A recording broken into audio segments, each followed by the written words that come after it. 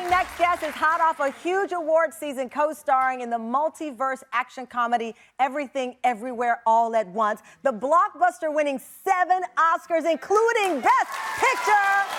Harry Shum Jr. played Chad opposite Best Actress Award winner Michelle Yeoh, the unforgettable hibachi chef who has a lot of help cooking from the ratatouille on top of his head. But that's just in one universe. Now he's playing Dr. Benson Blue Kwan, the newest resident on TV's longest-running medical drama series, ABC's mega hit show, Grey's Anatomy. Take a look at Dr. Kwan breaking the rules and putting a face on the high price of healthcare. Take a look.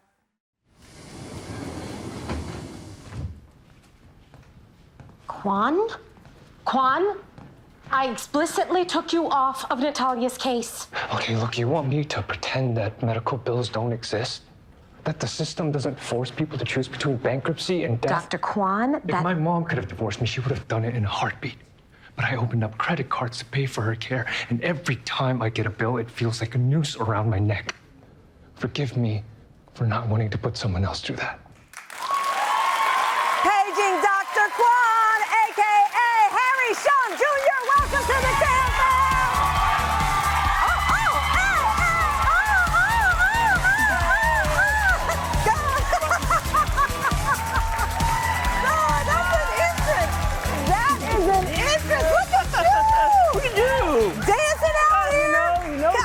Lively crowd here. Yeah, that's what I'm talking about. Oh my gosh, what an entrance! That's the dancer, and That's just the, gliding through you got here. good music. You got it's a good vibe here. What is this in your hand? I brought something special. I'm very adventurous. This it's a fun snack. It's chocolate-covered crickets. No? Nobody? Anybody? No? No? Would you like to try some? Well, no. First of all, no. Let's pause. First of all, why are you coming out here with chocolate-covered crickets? Was this your lunch today? This is actually, I had it once in Hawaii, and it was more of a dare, and I just thought it's a fun icebreaker, don't you think? Is it? A little bit of So first of all, you can see if people are really scared or not. Harry, I have leaned back, as my friend Fat Joe says, lean back. So you've only tried it once. You walk out here on my show dancing in all your fabulous Oscar glow. Yeah. I will do it with you. I'll eat some with you. Well, you've already done it once, so. I mean, we gotta try it again. I can't have you eat it alone. Here, I'll grab it. Okay, go ahead. Okay, so here we go. Cheers. Cheers to your Oscar win. Congratulations to you and the cast. Here we go. You don't get credit. It's chocolatey. Tastes like crickets. No. I'm gonna try one more. See? You can't stop, won't stop. It's very good. It's good. I'll take another one, too. Oh, my God. Okay. Now, take me to this moment. How surreal was this for you? I was just talking to Tiana Taylor. She's getting Oscar buzz. You know what it's like to be on that stage. Yeah, she's incredible. She's phenomenal. But this moment, this whole year, I think for this movie, it was just a little engine that could. South by Southwest was the first time a lot of us even went to a theater after the pandemic. Being in a theater, sharing this moment, we just thought this was the greatest day. Right. And then every month, something new. It gained so much traction. And to have this beautiful day at the Oscars and seeing also the people getting their flowers. You know, you have Michelle, you have Key, and you have... Okay, wait. We got to talk about this. Look.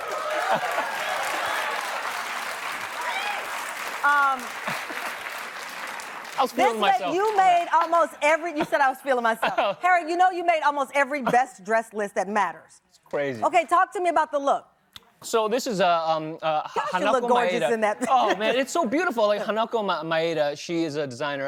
Her company is ADM, and she mainly does like women's clothing, and has done Michelle Obama's, has done Oprah, and so my stylist I've worked for 10+ years, Warren Baker, worked with her, and they put together this beautiful design, paid homage to the character Chad that I play in Everything Everywhere, and it's just something new that was fresh that I don't think has ever been done in the Oscars, and it's gorgeous. East meets West, and that's what I love, the East meets West, and that's what that film, obviously, with Michelle Yeoh now being only the second woman of color after Halle Berry to win that coveted Oscar, and the cast itself really reignites the conversation about representation and how it brings everybody in the seats. And that's what this film did. Yeah, absolutely. I think from different generations, Yeah. I think it's seeing that over time how it's been so hard to break through in Hollywood, and in a lot of ways, you know, speaking from as an actor, but also what's been framed as an Asian actor, it's always, they keep you in this place that I think seeing a film like this that kind of transcended and moved beyond just the Asian family, and having raccoons and having Michelle Yeoh on top, like, you know, just being able to have these things that people can laugh about, talk about, and cry together. Yeah. It was beautiful. Well, I love it. So from the Oscars to now, the hottest show on TV. When we come back, we'll talk about Dr. Kwon, Harry's character, and Grey's Anatomy, what's it like being the new doctor on the scene after the break. What happened to you? Grazed with a brick. The one thrown through the window? Has anyone ruled out a head injury? What's the best approach for dural sutures? Do you know the best approach for dural suturing? No, you're fine. And it's continuous sutures. Okay. I got a question for you. Why do you live with a 90-year-old? Maxine is 81, and I was friends with her grandson in med school. She offered to sublet me her extra room for a third of what I would pay anywhere else. She also makes amazing matzo ball soup, and I don't have to worry about being quiet when I come home late because she takes her hearing aids out at night. It's a win-win. Welcome back. That's Grey's Anatomy's newest resident Dr. Benson Blue Kwon, played by, of course, award-winning actor Harry Shum Jr. So Grey's world, it's almost like the Marvel DC world. I compare it, really, because it's a whole nother universe of fandom. What has it been like to join something so beloved?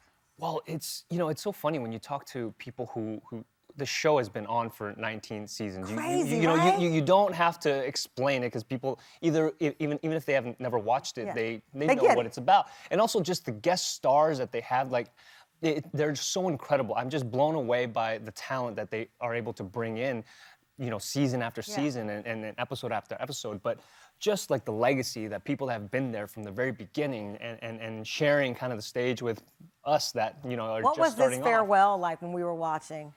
Oh my God, I think it was emotional, but at the same time, it was just a celebration for everyone's work and all that Ellen has contributed to for 19 seasons. It's incredible. And now the new doctors are coming in to cause their own trouble. We're causing trouble. But I have to tell you, you know, that ensemble spirit is how we fell in love with you as Mike on Glee. I didn't know. Somebody said thank you. I mean, for 6 seasons, I didn't realize that you had a much smaller role, and then fans fell in love with you. You sure know how to pose for a picture, let me tell you.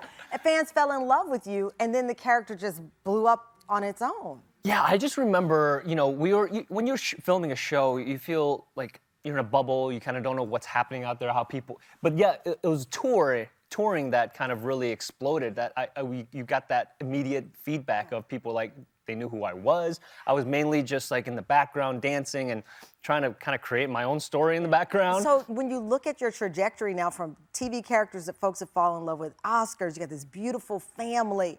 I was talking to Tiana Taylor about the people that sometimes aren't bet on, but rise to the occasion. Here you are, one of the hottest guys in Hollywood now. Is it how you scripted it? Talk about scripting. No. Is this how you scripted it? Oh, man, no, I appreciate the kind words. I just don't, you know, when I was younger, it was just trying to survive in America. Moving here, not knowing the language, not knowing the culture. How old were you at the time? I was about 6 years old, 6 years old. 5 or 6, and it was just, oh yeah, look at me. look at that. Disney. Look at that fanny pack right there. I love that. That's a good one. I still have that. It's just, you know, over time, you kind of just, people giving little opportunities, I think, that matter. You know, we focus on people giving the big opportunities, which is important as well, but it's those little, like, encouragements, words of encouragement.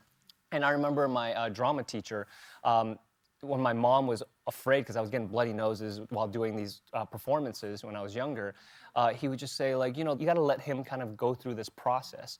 And just same thing with, like, my daughter, learning about her and having more empathy on listening to the kid, listening to her, what she's going through, and that really just kind of opened my eyes on how much adults kind of we forget that kids Yeah, sometimes we know a lot influence our thoughts. more. Before we let you go, I just have to pop this picture one more time with your parents here. This kid has an Oscar. Look at him. This kid's got an Oscar, and now he's on Grey's Anatomy. Are you kidding me? I love it. Well, congratulations. So it's all well earned. Thank you to our friend Harry Shum. Be sure to watch Harry on Grey's Anatomy, airing Thursday nights on ABC. I'll have one more to celebrate.